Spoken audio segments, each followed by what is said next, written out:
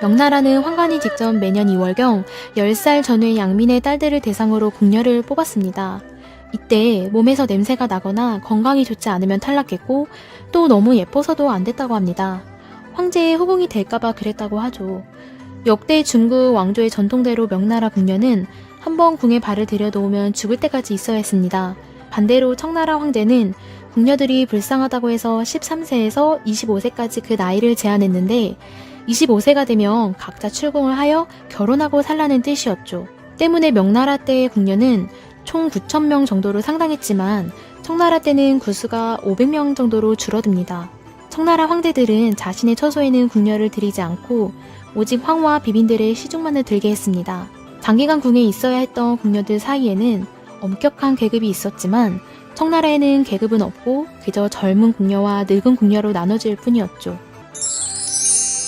명나라, 청나라 궁녀들은 그를 알면 절대 안 됐기 때문에 입궁을 하면 업무 실습만을 배웠을 뿐이었습니다. 교육 담당자는 선배 궁녀들이었었는데 이들의 교육은 엄격했기 때문에 체벌도 서슴지 않았다고 합니다. 오죽했으면 당시 어린 궁녀들 사이에서는 주인님을 모시는 것이 차라리 낫지 선배를 모시는 것은 너무 어렵다라고 할 정도였다고 합니다. 명나라, 청나라 궁녀들의 교육은 상당히 엄격했는데 잠을 잘 때는 벌러덩 큰 대자로 자면 재수가 없다고 해서 항상 옆으로 누워 다리를 말고 자야 했습니다.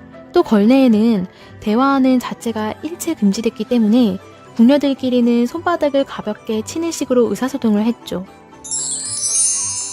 명나라 시절만 해도 중국의 궁녀들은 일반 백성들보다 더 많은 월급을 받았습니다.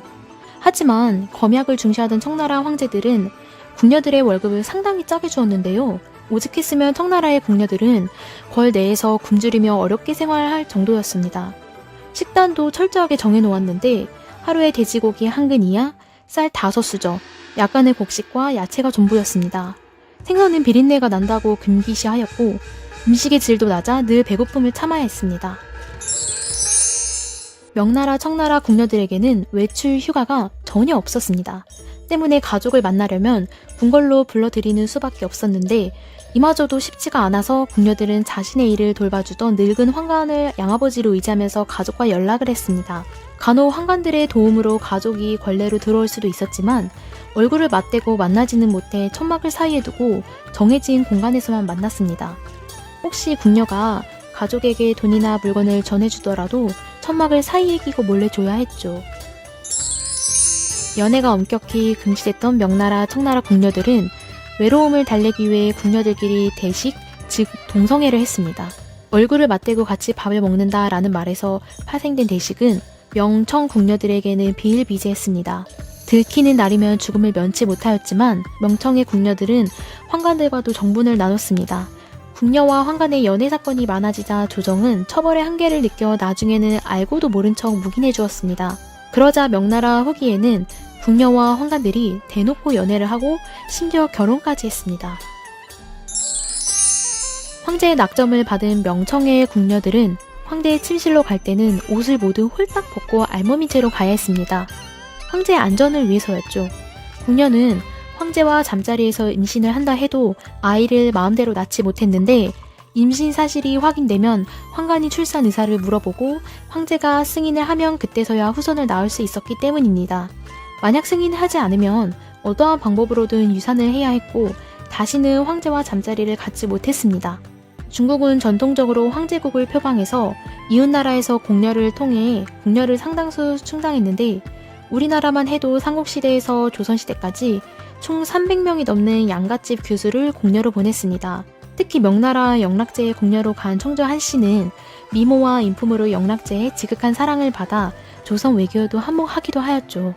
안녕히 계세요, 여러분! 중국은 당나라 때부터 나라의 재해가 되면 궁녀를 출궁시켜 왔습니다.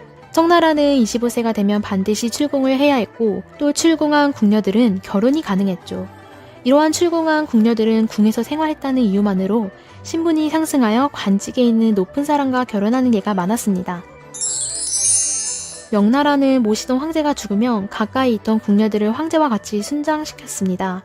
이때 죽음을 앞둔 궁녀들에게는 맛있는 음식을 대접하고 올가미로 스스로 목을 매게 해 생을 마감하게 하였습니다.